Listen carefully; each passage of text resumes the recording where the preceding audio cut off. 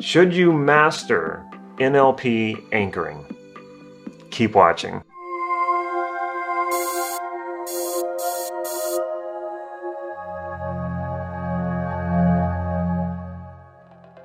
This is Life Mastery Gym. I'm Damon, and I teach people just like you cutting-edge NLP processes and techniques so that you can master your life and take charge of your destiny. So if that sounds good, make sure you click that subscribe button right down here so you can get these videos on a regular basis. I've been studying and practicing NLP for several years now. I am a NLP coach, and I also teach NLP. And over the course of the years that I've been doing this, my opinions and the way that I think about NLP techniques and processes has evolved quite a bit. So by the end of this video, not only are you're going to know more about anchoring and the struggles that you can run into with anchoring, but I'm also going to reveal what is far more powerful than anchoring and still gets the job done. Actually, not just still gets the job done a lot better. Well, let's start off with what is anchoring, because some of you may have heard of anchoring, but you're still not very clear on what it is. And I have done other videos on anchoring. I will link those in the description below, but also I think it's here, the corner of the screen here. So anchoring is basically, it works off of classical conditioning, Pavlov's dogs. You've probably heard that story where Pavlov tested the dogs. He would ring a bell, and every time he would ring a bell, he would feed them. But I think more specifically, he would put some sort of beef flavor in the dog's mouth. And so the dog would associate the bell ringing with the reward of the beef flavor or the food, whatever it was. And so when he would just ring the bell, the dogs would start to salivate. So just classical conditioning. What the founders of NLP discovered when they were modeling some of these top therapists who were just really good at getting transformational change is that they would use anchoring. They weren't even aware that they were doing it. And so they would notice that a person going into we could say a resourceful state, and they might touch the person, they might say a particular word, and then they would follow up later and touch the person in the same way or say the word in order to have that person go back into whatever that resourceful state was. And then consequently, they would flip that too. They would use pain, or if a person was going through something painful or experiencing something painful that they were describing, they might give a touch, they might say a word, same thing. And then when the person was moving into a direction during a therapy session that they didn't want them to go, they might say that word or do that touch, so they would move away from it. So again, pleasure, pain, classical conditioning. Now, one of the models of NLP, Milton Erickson, was in a lot of pain for the majority of his life. He had suffered from polio, almost died from polio at the age of 17, and then later in life had polio symptoms that come back later in life, And so he experienced a lot of pain throughout his entire life, and he used that pain to propel himself forward and become great at hypnosis, and then also to manage his own pain and to create a skill set that has pretty much been unmatched since he was around. Unfortunately, though, he started using pain also with his patients, with his clients. And while I think he was well-meaning with that, I think there introduces a problem with that. And if we get too caught up in this classical conditioning, like I'm going to anchor pleasure and I'm going to anchor pain, and so I go toward what I want, and I anchor a lot of pleasure to that, and I anchor a lot of pain to, say, it could be being lazy or these things that I don't want to do. There is a very definite limitation to that. In the beginning, the early years of NLP, after modeling people like Milton Erickson, noticing how these other therapists, including Milton Erickson, would use anchoring, very classical NLP is exactly that, anchoring pleasure and anchoring pain, and trying to classically condition yourself into doing these things to drive you towards success. And I see this a lot in a lot of your top gurus who use NLP, like Tony Robbins. I had one of my coaches went to one of his trainings, his weekend seminars, and he came back with all this sort of like classical conditioning type thinking. And I was like, hey, I want you to explore this. Don't just take my word for it, but explore this a little bit deeper, because there is a definite limitation to that sort of conditioning sort of way of going about this.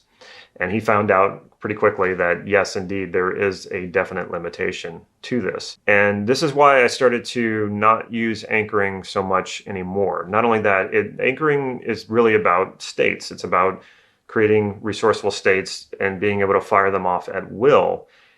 And those states don't tend to be that stable. And I'll talk a little bit more about this later. So what is anchoring? We didn't quite cover that. Anchoring is when you basically combine a touch or a sound, usually it's a touch or a sound, with a particular heightened state that you're in. And that heightened state can be both pleasurable or it could be painful, whichever way. And so when you're in that state, a pleasurable state, hopefully, a resourceful state, something good, and you could anchor yourself, you touch your knee would be one example of that. Then when you want to go back into that state, you could touch your knee again and you'll normally feel that, like the state sort of comes back. Now this sounds good, of course, and it is widely used, like I said, with NLPers, NLP coaches with their clients, also teachers, people like Tony Robbins. If you've ever seen Tony do this a lot, he's basically hitting anchors, he's firing anchors, and then he also has one he does like that. That is also, he's firing another anchor. So it all sounds good, but when I got into NLP, I started trying to anchor myself and it didn't work so well. And I've heard this from other people too. So they would, the moment that you try to go, you're in that state, you build up that state and then say, I want to anchor myself here. And I say, okay, now it's time to anchor myself. By the time I do this, I've already detached, I've disassociated from the state because there's that voice that comes in, it says, okay, it's time to anchor. As soon as I talk to myself that way, I disassociate from the state. When you talk to yourself, you have that inner monologue, you're typically disassociated. It's like when you look into a mirror, that gives you that feeling of being disassociated because you're looking at yourself. Same thing happens when you talk to yourself. It just happens in an auditory way rather than a visual way. So that always interrupted my anchor. The moment I think to myself, anchor, that's whenever it wouldn't go well. So it was a lot easier for someone else to anchor me than to anchor my own self. So that was one problem. Another problem was that the state wasn't stable. States in general are not stable. So let's say I wanted to give a talk, and in that talk, or before going to have that talk, I was a little nervous. So I wanted to anchor confidence in. So I could go and anchor confidence and then go confidently give this talk.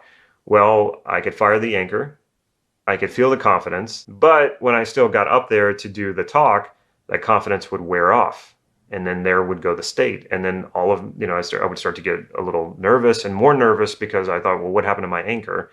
And maybe I could fire it again and I might feel it a little bit, but not as much as I did before. And then it's sort of like like a drug. It's like it keeps wearing off. So it wasn't working. And then the other thing that happened was my anchors would often become desensitized rather quickly. So, if I anchored my knee and I could try it tomorrow, I'd go to hit the anchor and nothing. Now, everybody's a little bit different. I've known people to have very, very powerful anchors that only got more powerful as they use them. And hey, if that works for you, who am I to argue with that? Then use it. I just know that anchoring wasn't working very well for me. For all the reasons that I just mentioned, that states in general are not very stable. Trying to anchor myself would disassociate me and the anchor wouldn't go very well. And then the desensitization of the anchor over time. So all these problems, I just kind of was like, I don't know about this anchoring thing so much. And right around that time was when I discovered something different. This was when Steve Andreas stepped into my life, which was a wonderful, wonderful thing that happened to me. I felt like I won the lottery. I'd been looking for a mentor. I'd been looking to apprentice with someone.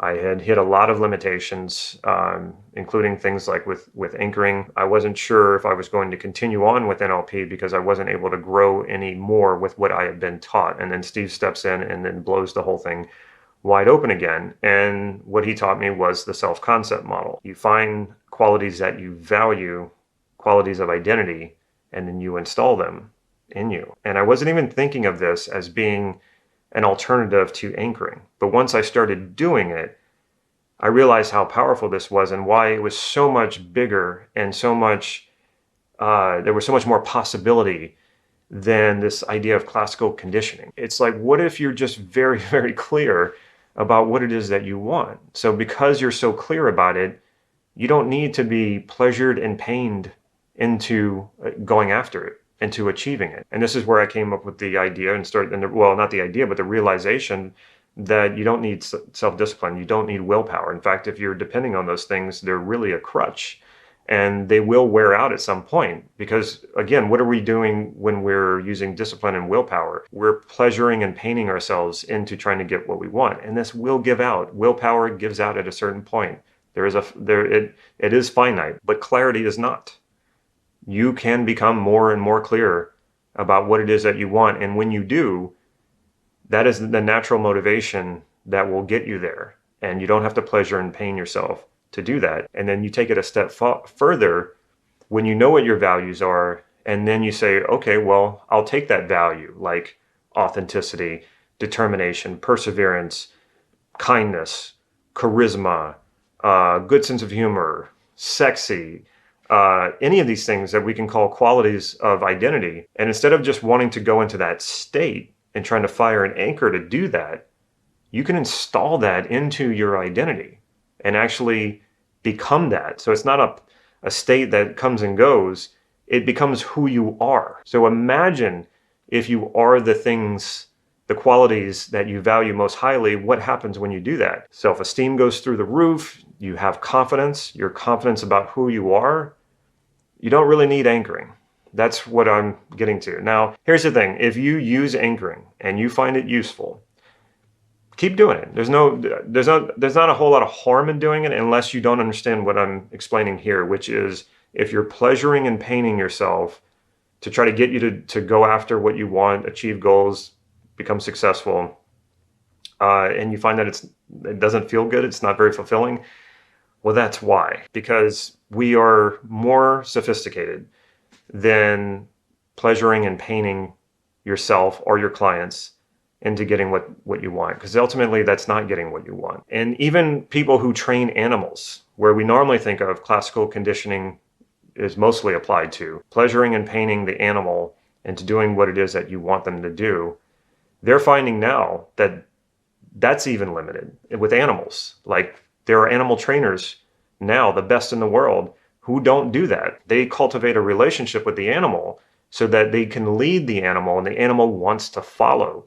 That's completely different than pleasuring and paining the animal to get them to do what you want them to do. But we're treating ourselves this way. And in NLP, we're guilty of this. And so I'm admitting that for one thing, but I'm saying also in NLP, what we offer in NLP is something more advanced, something more refined, something that where you can enjoy and be fulfilled every step of the way toward getting what it is that you want, so that you don't have to use willpower and discipline. You don't have to use pleasure and pain. The joy and the fulfillment will have pleasure in it. It will have pain in it, but ultimately it will be in the container of experiencing a more fulfilling life because your identity is aligned with your values. And these things that we call states, as far as anchoring, they're now part of who you are. So it's not like they're coming and going.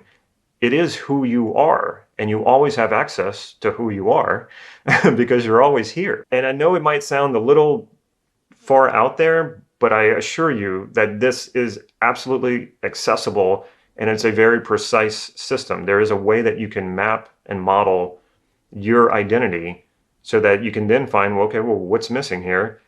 And plug it in. It's really that simple. If you would like to know more about how to learn how to do this, how to learn the self-concept model so that you can transform your life, and in transforming your life, you can create the life that is fulfilling and has everything that in it that is important to you, there's a link right here down below. Actually, enrollment is open right now. It will be open until tomorrow to be a part of this program. And like I said, click that link. It will give you more information about what the program is all about. And you can come, join, learn it, use it for transformation. And if you want to be a coach or you already are a coach, of course, you can use it with your clients as well. If you like this video, make sure you give it a thumbs up. And if you have not yet, I can't understand why you haven't if you haven't. If you have not subscribed to this channel, make sure you hit that subscribe button right down here and click the bell so you'll be notified when I put new videos out. And last but not least, if you can think of a friend or a family member who would benefit from this video, be a good friend, be a good family member, share it with them. Take care.